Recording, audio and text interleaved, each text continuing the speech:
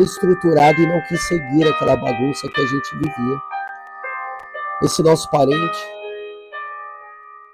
ele era evangélico, estava na igreja, porque além da gente estar vivendo este mundo do crime, nós vivíamos o mundo da feitiçaria também. A nossa casa, ela era rodeada de drogas, armas, bebidas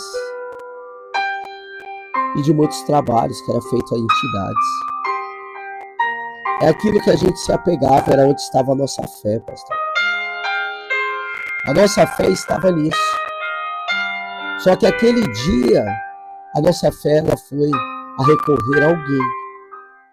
Alguém que poderia chegar lá de cara limpa, alguém que poderia nos informar, alguém que poderia falar o que realmente estava acontecendo. E quando pedimos, logo ele foi lá. Ele chegou lá, depois nos procurou e nos informou. Ó, o seu marido, meu irmã Clara, o seu marido faleceu. E eu, Silvio, escutei aquilo ali. No momento que eu escutei, eu queria matar alguém. Eu queria descontar a minha raiva sobre alguém. Só que o que eu fui fazer? Naquele momento eu peguei um cigarro de maconha, peguei aquele baseado e logo comecei a fumar. E no momento que eu fumava, vinha uma fúria, uma raiva. E eu fui fumar o outro. Peguei uma garrafa de cachaça e comecei a tomar. E eu vendo o desespero da minha mãe chorando. Só que naquele momento ele conversou, quis chamar toda a família. Minha irmã veio, eu, meu irmão, chegamos ali, se unimos naquela hora. E quando logo se unimos, para ouvir o que ele tinha a falar conosco, ele olhou e falou assim: mãe, deixa eu te perguntar uma coisa. A senhora gostaria de ver os teus filhos morrendo da mesma maneira que morreu seu marido? Mãe, hoje Deus quer mudar a história de vocês. Vocês estão aí na bebida, nas drogas, seguindo a outra religião. Mas o único que pode mudar a história de vocês e transformar a história de vocês é Deus. Eu não queria participar, assim como eu vou participar do enterro do pai de vocês e do seu marido, eu não gostaria de participar do enterro de cada um de vocês que estão aqui. Então só vim aqui para dar a notícia. O marido da senhora e o pai de vocês morreu.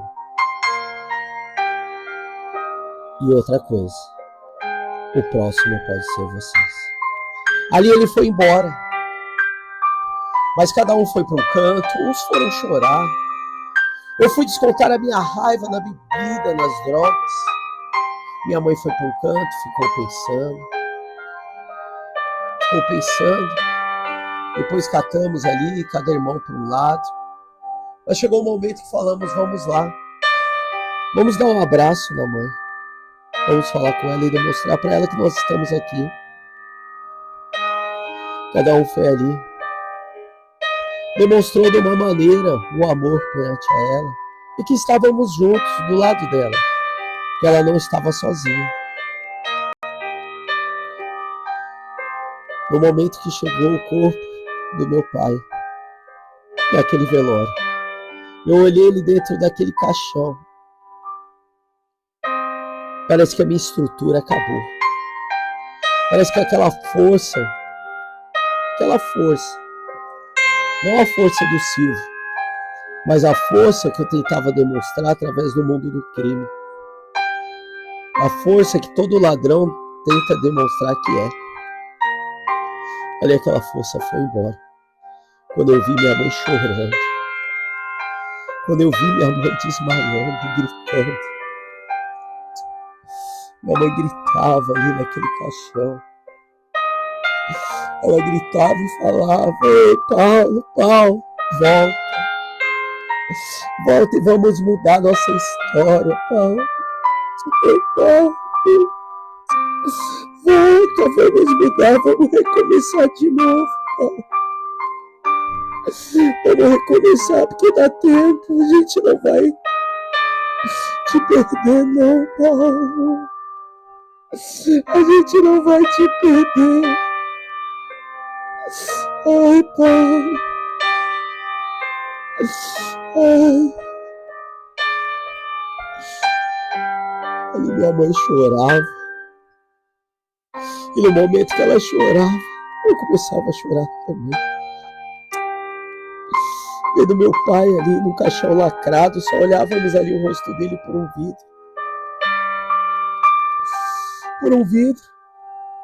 Eu tinha uma fúria, havia uma fúria, uma raiva. E a raiva que ardia vinha em mim. Era uma raiva de matar pessoas, de fazer o mal, de destruir vidas. Mas ao mesmo tempo eu abraçava minha irmã, chorava com ela. E eu olhava naquele velório, a única pessoa que tinha diferente era esse conhecido, essa pessoa que nós conhecemos, que ficou uma família, que foi lá e nos informou da morte do meu pai. O resto era tudo ladrão, era tudo pessoas que estavam ali marginalizados ao crime. Tudo pessoas que estavam presas a situações de droga, tráfico, prostituição, assalto, tudo que estava nesta linha. Era o que nós vivíamos, era o que nós trazíamos para a nossa vida, era aquilo que a gente vivia a todo momento com essas pessoas. Só que eu queria falar algo. A gente precisava enxergar, acordar e despertar. Mas não conseguíamos. Seguimos o mesmo caminho. Passou o enterro do meu pai. Minha mãe falou, vou mudar. Este falar de vou mudar não durou um mês. Eu não mudei. Eu continuei usando drogas e cometendo assaltos. A única coisa que nós fizemos foi mudar de lugar.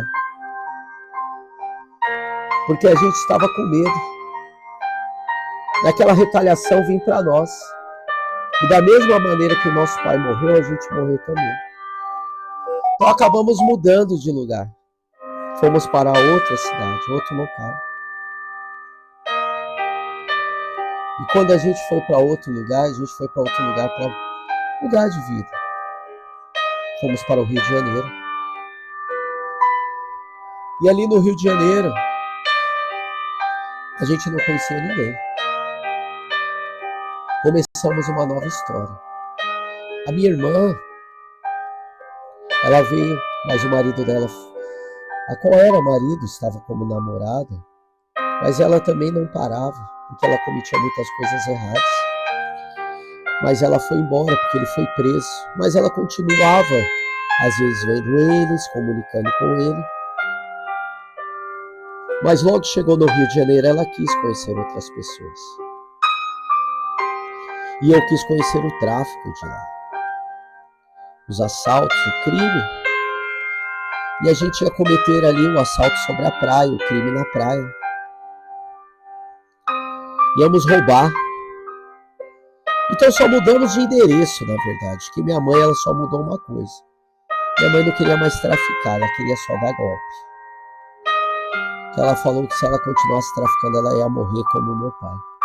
Então minha mãe começou a dar golpe, fazer estelionato. Ela só aplicava o verdadeiro 171.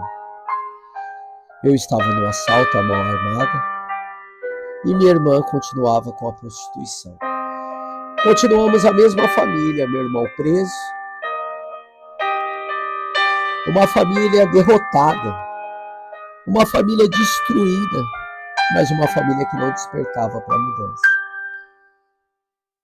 Um certo dia, eu estava ali fazendo um assalto Estava na praia e fui tentar pegar um turista ali para assaltar.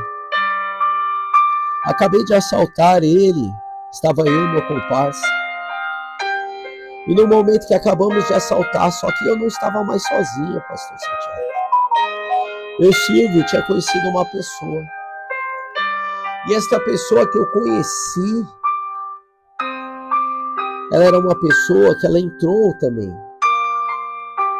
Porque ela foi criada sobre um lado negro, obscuro. Mas de tanto ela ver minha vida de derrota, eu chegando drogado. Chegando ali, todo momento, drogado, com coisas que não era minha. Vindo de assalto com roupas, correntes. Ela começou a ir para a igreja. Ela foi convidada porque a mãe dela ia para a igreja. A mãe dela caminhava na igreja. A família dela seguia a igreja. Ela que se rebeliou e saiu. Mas ela começou a ver a maneira que eu estava.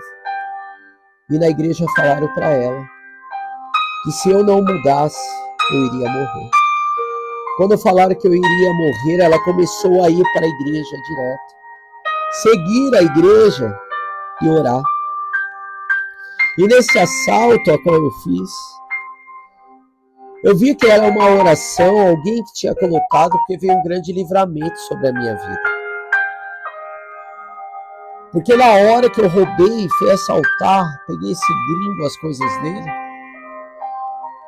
meu comparsa, como sempre, me esperando ali com a moto, mas dessa vez ele olhou para mim e ele foi embora com a moto e me deixou.